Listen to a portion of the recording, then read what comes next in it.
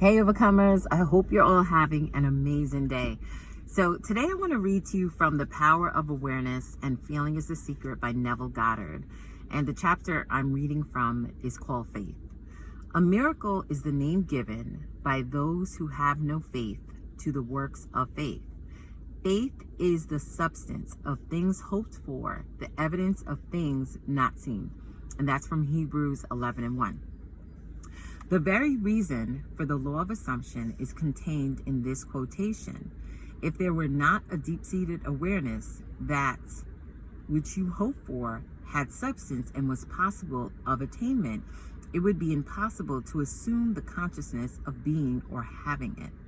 It is the fact that creation is finished and everything exists that stirs you to hope. And hope, in turn, implies expectation. And without expectation of success, it would be impossible to use consciously the law of assumption. Evidence is a sign of actuality. Thus, this quotation means that faith is the awareness of the reality of that which you assume, a conviction of the reality of things which you do not see, the mental perception of the reality of the invisible.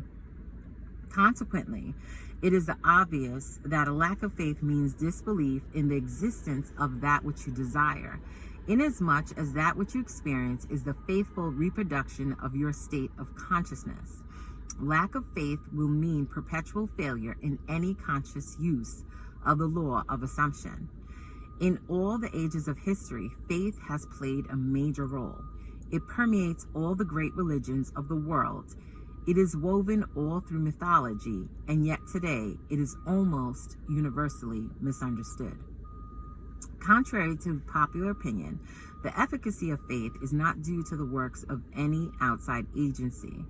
It is from first to last an activity of your own consciousness. The Bible is full of many statements about faith, of the true meaning of which few are aware. So I just want to go back. And I just love how he says that evidence is a sign of actuality. Thus, this quotation means that faith is the awareness of the reality of that which you assume, a conviction of the reality of things which you do not see, the mental perception of the reality of the invisible. Here's the thing, overcomers. The fact that you can think about something or have a desire for something, that dream, that goal, that vision, I daily talk to you about that. That means it's possible for you. That means it exists already. Okay, and I don't want to get too deep on that. But here he says creation is finished. And when Jesus went to the cross, he said, it is finished. Every work, everything he could do, would do. His work, his mission on earth was complete. And then when you read in the word further down and you see where he says, greater works than this you shall do. Meaning, the miracle signs and wonders that he walked in, we can walk into. One, because we believe, and two, because we are supposed to be consciously creating our lives. Just like if you went to, say, a seamstress and ladies, you wanted a dress made, they're going to fit it to your dimensions. You may bring a particular pattern, they're gonna size you. It's gonna be made specifically for you. And that's how we're supposed to be living our lives. We're supposed to be consciously creating our lives, moment by moment, with the things that we desire, with our vision, with our goal, whatever it is. Okay? And here he says the fact that basically the evidence, all right, and this is why I tell you to work at your faith daily and test it out. Like I told you, the sunflowers manifest for me all the time. A few months ago, I was like, I want coffee, free coffee, whenever I want it. Today, I got a free coffee. It's so the thing is that your desires are meant for you. That vision, that dream, it is meant for you. And that's one, I believe, that's why it hasn't left you. That's why you cannot stop thinking about it.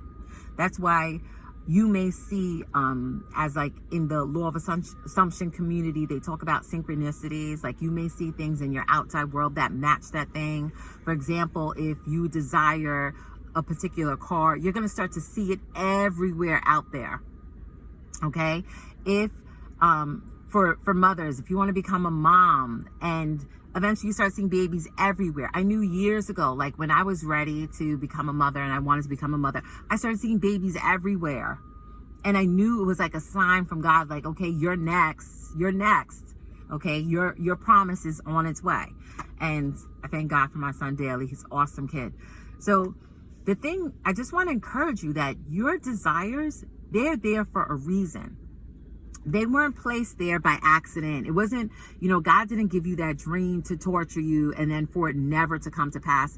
You're not having dreams for them to not be realized. You have that dream because you're supposed to persist in the assumption until it manifests. Okay, because as Neville Goddard said, our assumptions harden into facts, but too often we are assuming the wrong things. Too often we keep staying in certain states and negative states because we persist in it. And this is why I encourage you, like certain things on the TV, shut it off. They don't have your best interest at heart. It's about programming you for fear or more fear, because some people already have so much fear, to program you for more fear, for you to believe that there's lack, there's not enough, oh, you can't have this can't happen for you, that will never happen. Lies. I'm here to tell you it's lies. Once you step into the truth of God's word, and once you really understand, like, hey, I'm supposed to be consciously creating my life, like the things that I want those things because it's a part of my life's purpose. I'm supposed to have that thing. For some of you know, I'm a teacher of music. I love music. I love playing music. Like I can do that all day long. And yes, I'm a wind player and not be tired. Like it's my passion. I love it. Teaching faith and imagination, oh my gosh, love it. So here's the thing. I was a teacher long before I stepped into any classroom. In my mind, like as I shared with you, when I was a kid, I would pretend I was a teacher and I would talk to students. Before I stepped on a stage to perform at my parents' house, I would, in their living room, they have vaulted ceilings. So I would walk towards the balcony and really start playing my flute. Imagining, as Neville Goddard says, imagination creates reality. Envisioning that I had an audience in front of me, that I was performing for an audience. And years later, countless concerts, countless performances, too many to count. God has opened doors, has done like amazing things, met amazing people. Like it's miraculous. But it all starts from your thought. Your thoughts are seeds and they will reap a harvest. Your thoughts are like how some of you have gardens. You have a garden and you plant seeds in the ground and you're waiting for the tomatoes or the cucumbers or whatever you have planted. It's going to reap a harvest of its like kind. Tomato seeds are going to yield tomatoes. Cucumbers will yield tomatoes. So if you're planting negative seeds in your mind, you're going to yield negative results. So this is why it's so important to plant the things in your mind that you want to see show up in your life. And I know it sounds simple, but at times it may be a challenge because we're still in this world. But as the word says, we are in this world, but we're not of this world. This is why the word says his people are a chosen people, a peculiar people. It is strange to walk by faith and not by sight. It is strange when the world wants to program you for fear and lack and for you to speak faith and abundance. I'm telling you, because I know several years ago when there was so much fear being pumped out, so many people were like, oh my God, it's so scary and this and that and all that stuff. And I was like, I trust God. People were like, girl, bye. Like, girl, what are you talking about? Like, I knew. People were like, I don't know, yeah. But when I tell you, when you start to walk by faith and not by sight, you start to override and overcome the circumstances of life, and it is miraculous. Where things may hit and affect other people, it's like you have a divine covering because you've stepped into your rightful place. You've stepped into who God is calling you to be. And this is why I truly believe God has given me this, I know Bible terms, church terms, mantle to encourage people to walk by faith and not by sight and to create their lives through the gift of imagination. Because that's what faith is. Faith is seeing, it's not that we don't see what's happening in the natural. It's speaking that thing of which I want, the preferred thing, over the thing that is showing up. And so this is why I want to encourage you to always walk by faith, not by sight, to learn how to consciously create your life. And this is why I encourage you to test it out. I want you to think of something that you want to see manifest in your life. It could be like me, sunflowers. Daily they show up, like in amazing ways, every day. And every time it shows up, I'm like, thank you, God. It encourages me, like, keep walking by faith. Keep believing. That dream, that goal is yours. This is the way we're supposed to be living life. We're here to live an abundant life. We're here to live an amazing life. We're not here to live a life of strain, struggle, and stress. The word says, I have come that you might have life more abundantly, till the full, till it overflows, meaning more than enough. Okay? Several years ago, when, like I said, there was all this fear and it's like, oh, lack, and this is happening. The miracles and the testimonies, not just myself, but other people. I know a person, when they're saying job situations are scarce, left a job, didn't even have a job, got another job with more pay. I knew a person who relocated, I think, 2 or 3 states. And every time it was like a door just kept opening. I knew someone who had their house built from the ground up amidst people talking about lack and this and that, custom built. Okay, so here's the thing. You will have what you say. That's why the word says, decree a thing and it shall be established. But too often we are decreeing the wrong things. We're speaking lack. We're speaking sickness, speaking worry, doubt. No, you're supposed to think of, like, speak, as the word says, whatsoever things are true, lovely, and of good report, think on these things. Those are the things that we're supposed to be speaking about, because the things that you speak about, you bring about. So I just hope this encouraged you. And always I just want to encourage you really to try it, to try at best to walk by faith and not by sight. And there's 3 keys I want to share with you. The first is learn how to consciously create so that you can create the results you want. Because once you start to consciously create and you're aware of your thoughts, really like getting in tune with your thoughts, what are you thinking? Because you are with you every day. So once you get aware of your thoughts and you start to direct your thoughts towards the things you want, those things will show up. The second key is manifestations unfold naturally to the point you may feel it was going to happen anyway. So the things that you desire, they're going to eventually start to show up, but the way in which they show up, it's like either miraculous or it's like, oh, well, this would have happened anyway. Yeah, someone would have wanted to give me a free coffee. But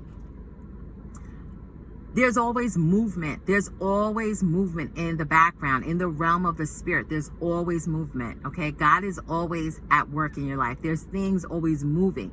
Even if you cannot pick it up with your natural eye, you cannot see it in the 3D, it's always moving. And this is why I tell you to not allow what you see in the natural to hinder what your spirit believes, okay? Because like, your spirit, and one time I heard a pastor say this, your spirit has already caught up with something that the natural has yet to manifest. That's why you've gotten that download. That's why you received that idea, that vision. The last key is to persist with faith. Don't let up until it shows up. So that's the thing. Sometimes people will say, well, when do I stop speaking about this, saying these affirmations or journaling or decreeing things over my life, over the things, with the things that I want? You stop once it shows up. Once it shows up. And here's the thing. Before it shows up, you'll start to see evidence of your faith. And then it's going to encourage you to walk by faith even more. It's going to encourage you to do it daily. Okay?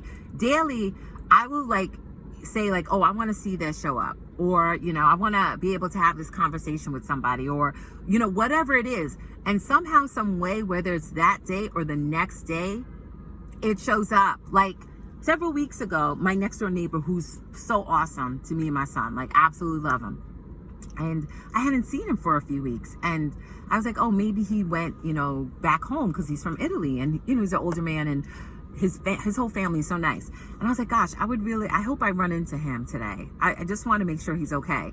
And also, he's awakened. So when him and I start talking, it's easy 20 minutes. And it's just, I leave feeling charged, he's charged. And it's it's great to talk to enlightened people. And this is why I love my overcomers. I love you all so much. I thank you for taking time out of your day, because you could be anywhere else, but you decide to be here with me. So I just thank you so much. So I just decided, I was like, wow, I hope I see him. Like, I hope he's okay.